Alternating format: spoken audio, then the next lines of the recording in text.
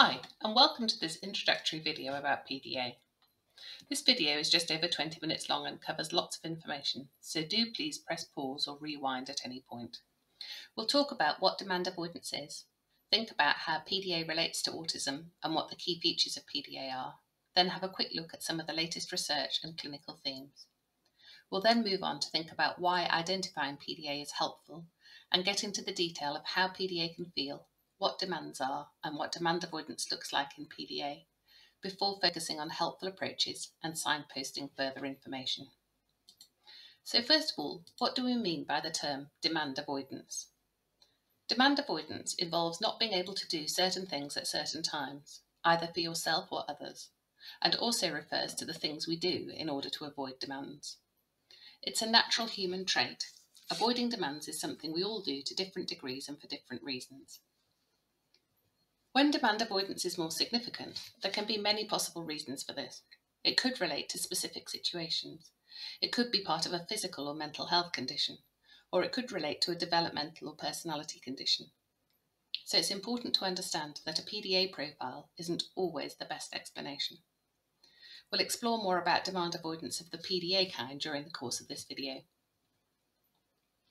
Our understanding of the autism spectrum is still evolving. We know that autism is dimensional in that it involves a complex and overlapping pattern of strengths, differences and challenges that present differently from one individual to another and can present differently in the same person at different times or in different environments. There's no one-size-fits-all. Likewise, there's no one-size-fits-all when it comes to understanding which approaches or support may be most helpful. These need to be tailored to the individual. In reality, a more blanket approach to diagnosing and supporting autism is often taken, which can and does lead to poor outcomes.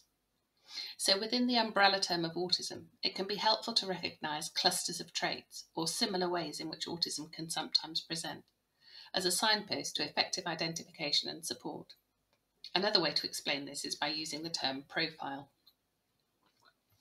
We're still at an early stage of our understanding of PDA, and much more research is needed, but the majority of the work done so far suggests that PDA is best understood as a profile on the autism spectrum.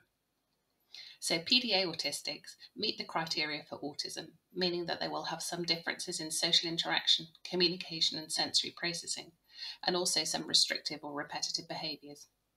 It's important to note, however, that these traits may not always be that obvious with a PDA profile, at least until you get to know someone. And in addition, they'll have many of the key features of a PDA profile. These are resisting and avoiding the ordinary demands of life. The key word here is ordinary. It's not about a defiant challenge to authority, but more about seemingly mundane everyday things. We'll look at what constitutes a demand shortly. Using social strategies is part of the avoidance. So not just refusing or withdrawing, but using a range of techniques. Again, we'll come back to this in a bit. Appearing sociable, but lacking some understanding. Appearing sociable is one reason why autism can initially be missed in PDA, though this usually masks underlying challenges. Experiencing intense emotions and rapid mood swings. Sometimes these are referred to as Jekyll and Hyde type characteristics. Appearing comfortable in role play and pretense. Whilst not always a feature, it is quite common and can be to an extreme extent, with youngsters living out life in the role of a cat, for instance, and adults adopting different personas. Focusing intently, often on other people. With PDA, repetitive or restrictive interests are often social in nature, relating to real or fictional people. A need for control, which is often an automatic threat or anxiety response in the face of demand, and a tendency not to respond to conventional approaches in support, parenting or teaching. This is a very generalised comparison that gives a quick visual overview of how a PDA profile of autism may present differently from other autism profiles, with more obvious differences in social interaction and communication on the left, lots of overlap in the middle, and on the right, whilst others may experience rapid mood swings and demand avoidance too, the extent of these is likely to be greater in a PDA profile. And in addition to different presentations or profiles of autism, many autistic people have one or more co-occurring conditions, and many individuals have multiple diagnoses. The most important thing is to see the person holistically help them understand themselves, and help them and those providing support to see what might help and why. It may be helpful at this point to know about some of the emerging themes from clinical practice and research in relation to PDA. Research from the University of Newcastle found that both anxiety and intolerance of uncertainty were very high in PDA children, with intolerance of uncertainty being the more significant of the two. This study also found that demand avoidance in PDA follows a hierarchy, with initial attempts to achieve certainty or control escalating if not successful.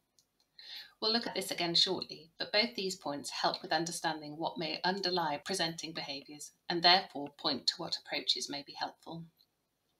Clinicians have found some differences in PDA children's speech and language, which suggests that despite their often very fluent expressive language, their understanding is often not so robust, and that they need more time to process information than we might assume. This mismatch can mislead adults who are communicating with the child and can contribute to situations escalating. Very recent research by Dr. Judy Eaton and Kaylee Weaver concluded that there are statistically significant differences on ADOS scoring between autistic children with and without a PDA profile. ADOS is one of the diagnostic tools widely used in autism assessments, and further work will need to be done to see if this can help provide a consistent framework for aiding the identification of a PDA profile. Their paper went on to identify the themes from developmental histories that were very much more common in a PDA profile of autism, and which helped to distinguish PDA from other conditions such as attachment disorders. In addition to the key features already mentioned, these themes included children making very elaborate excuses for not being able to do something, sabotaging things that they really wanted to do, extreme aggression seeming to result from a loss of control, and the ineffectiveness of traditional reward and consequence-based parenting. This last point is really important, as sadly, parents and parenting can often be blamed for their children's presentations. So why is it that PDA is sometimes seen as controversial? Leaders in the field all agree that there is a recognisable cluster of symptoms and that there are implications of this in terms of support. So the main academic and clinical questions are not about whether it exists, but about how to name or describe it and where it may fit in relation to other conditions. At the PDA Society, we understand that there's a range of viewpoints, but our main focus is enabling people to understand themselves and those they live and work with, and in supporting positive outcomes. It was very welcome to see that the announcement of the government's Autism Strategy Review talked about the need to understand autism in all its forms, including PDA. And whilst the PDA profile of autism isn't yet well researched and understood, meaning that identification can be difficult, assessment should always look carefully at individual strengths and needs. Demand avoidance, which is listed in NICE guidance, should be picked up and highlighted in cases where it's particularly marked. Under the umbrella diagnosis of autism, or ASD, a clear signpost to the PDA profile is helpful because it provides understanding around behaviours or presentations that may otherwise be perplexing, and highlights the need for different approaches when providing support. So why is it important to identify PDA? In 2018, we surveyed nearly 1,500 people, and the results highlighted that a PDA profile of autism sadly often results in individuals and families being misunderstood, with poor outcomes in many areas, including that 70% of PDA children are either not in school or regularly struggle to attend. So there's a clear need for better acceptance and understanding of PDA. Many individuals, parents and professionals talk about a light bulb moment when they first find out about PDA, and that this can lead to transformational outcomes. These examples give a bit more context. A PDA adult responding to our survey said that finding out about PDA led to self-awareness and acceptance for the first time in her life. Zara's mum found that tricky incidents arose much less frequently. Zoe's teacher found that the usual ASD approaches didn't work, but seeing her through a PDA lens made all the difference. And PDA approaches are the difference between life in her own home and being held in a secure hospital, according to Sarah's social care manager. Moving on now to more detail, let's hear about how PDA can feel in the words of PDAers. Isaac talks about this in detail in a YouTube video and explains, I feel most anxious when I'm pressed to do something I feel I can't do, but when people around me don't understand what I mean when I say I can't do that. I know how to do things, and I can do them sometimes, but most of the time I just can't. It starts with avoidance, but if someone is insisting, I'll go straight to panic. I go from being sort of okay to crashing down a hill. It's the most frustrating thing to have the functional capacity to understand what's happening, but the functional ability just isn't there. It's the worst form of self-sabotage. Jack says, although I'm acting angry, what I'm feeling is terror, and afterwards I don't remember what I've done. Molly says it's like you're gaming and you have the main controller and then sometimes someone yanks that controller away from you and you lose control and feel panicky. Tony says, I describe the experience of being under a demand as being like claustrophobia. The anxiety keeps rising steadily until it becomes a non-negotiable, panic-driven need to flee.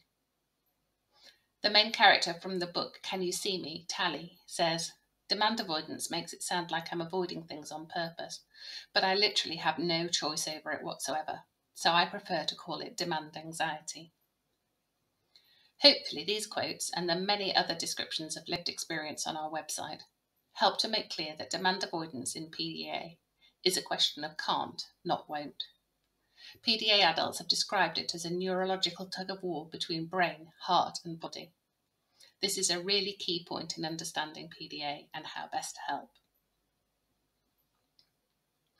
At this point, it's worth a quick pause. It can be easy when discussing any condition to focus on a list of deficits and forget that we're all individuals. There are a huge number of strengths and positive qualities that often also accompany PDA.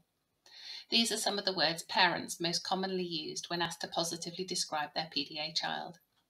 And these are some of the most frequently mentioned qualities PDA adults use to describe themselves, collated from responses in 2 Facebook groups. So we've talked a lot about demands, but what are they exactly? Demands are many and cumulative. It can be helpful to think about the different types of demands. So direct requests or questions from others, such as put your shoes on, would you like a drink, sit here and wait, or pay this bill. Indirect demands such as praise, expectations, time, or uncertainty. Demands within demands, the smaller implied demands within a larger overall demand. The I ought to feelings of daily life, including getting up, washing, eating, learning, and sleeping. Our own internal demands such as thirst or needing the loo, as well as thoughts and wishes. And things we want to do, like hobbies, seeing friends or special occasions, not just things we don't want to do. Let's move on to think about what demand avoidance in PDA may look like. As we mentioned earlier, research from Newcastle University and the lived experiences of many indicates that a hierarchy of avoidance approaches is often seen, although escalation can be very rapid, especially if pushed. And as mentioned in the list of key criteria for PDA, whilst there may simply be refusal, withdrawal, shutdown or escape, more often social approaches are tried first. At the bottom of the triangle, when anxiety isn't too great, this might include distraction. Ooh, nice nail varnish. Or, have you heard about the latest news? Making excuses. I don't know where the saucepan is. Or, I'm sorry, the car won't start. Or, finding reasons why a demand can't be met. I can't paint the bedroom until I've sorted the kids' toys that are in the way. But I can't do that whilst they're in the house, and I can't do it this week whilst they're at school because I have a haircut on Wednesday and need to go shopping on Friday. And anyway, I need boxes to sort the toys into, so I need to buy those first. And procrastination. This might be about internal demands, such as putting off getting a drink or going to the loo, just as much as delaying other demands, and might involve doing other things instead of whatever the primary demand at the time is. If tolerance is low and anxiety increases, someone might physically incapacitate themselves. A child might say, my legs don't work. Or an adult might say, I'm sorry, I can't do that because it would aggravate my arthritis. They might withdraw into fantasy. A child might say, but I'm a fox and they don't eat at the table. Or an adult might pretend to be deaf and sign to avoid having to speak to a bus driver. Or reduce meaningful conversation. for instance by mimicking the person making the demand or bombarding them with noise or putting on voices or accents. Sometimes a person may seem completely compliant, maybe role-playing or as a coping mechanism, but often this is at the expense of emotions later on when they feel safe to release the build-up of anxiety. Or they may try to be very controlling as a means of coping with anxiety and re-establishing a sense of safety and certainty.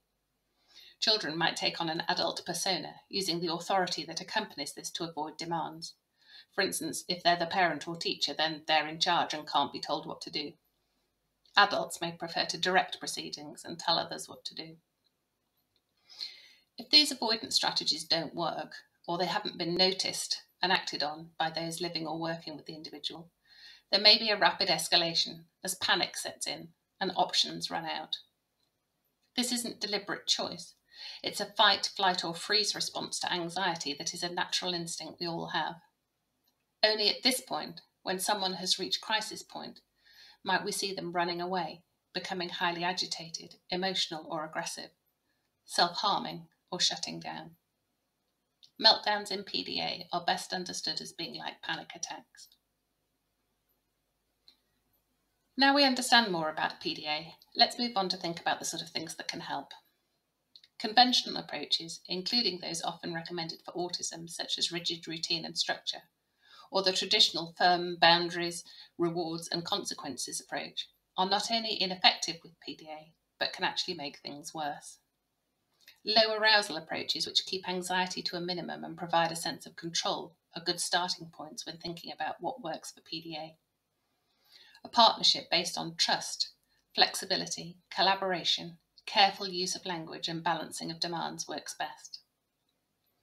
The giant panda is our ambassador, since they also need a tailored approach in order to thrive, and the letters PANDA also provide a useful summary of helpful approaches.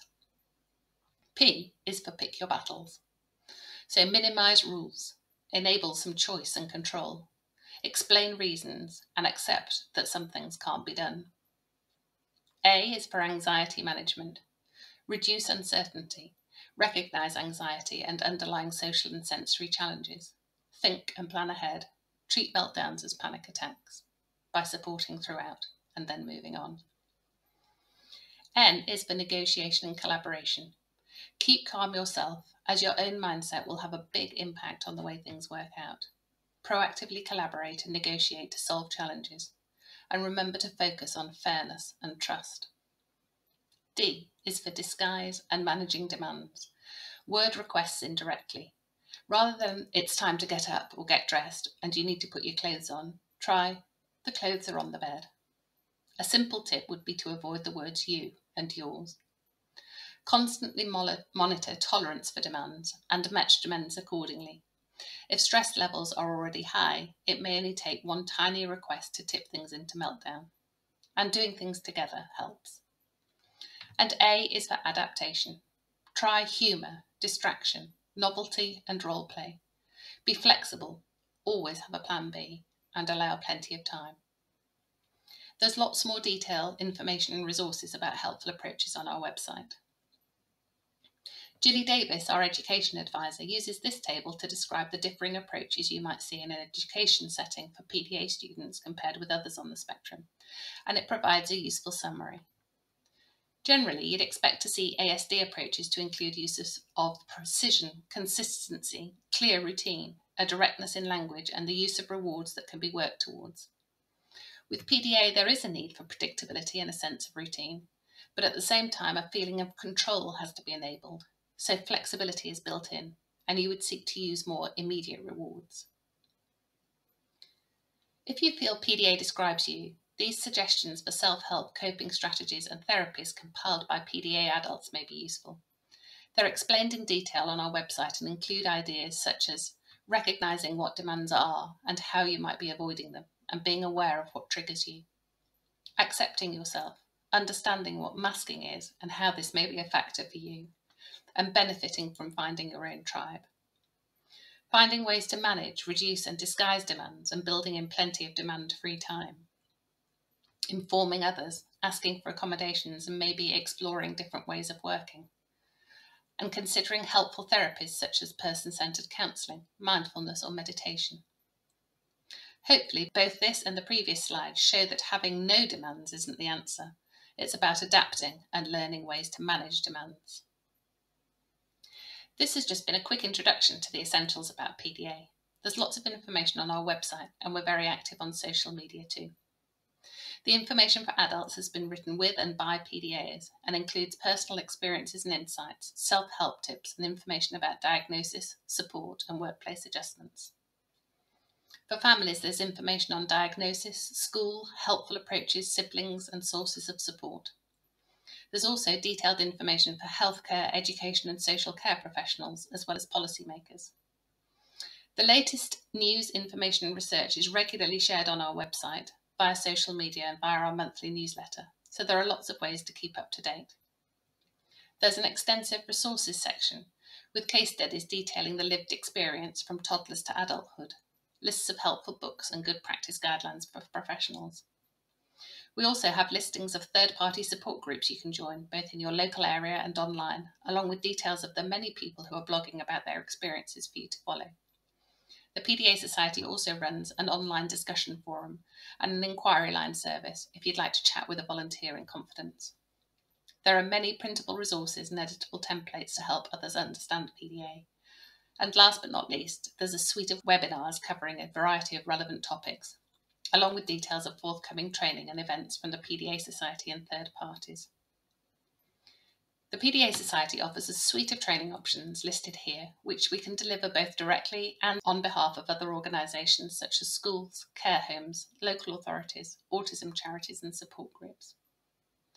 We have other courses in development, working in partnership with others, including a PDA by PDAs programme and masterclasses on identifying and supporting PDA for clinicians. Please do get in touch with us if you'd like to know more about our training programmes. And just to round off, there are lots of ways to get involved with the PDA Society's work, including helping to raise awareness in your area, setting up a support group, volunteering for us, and fundraising or making a donation to help us continue to help others. Thank you for listening. We hope that this was a helpful introduction and helps to put PDA on everyone's radar.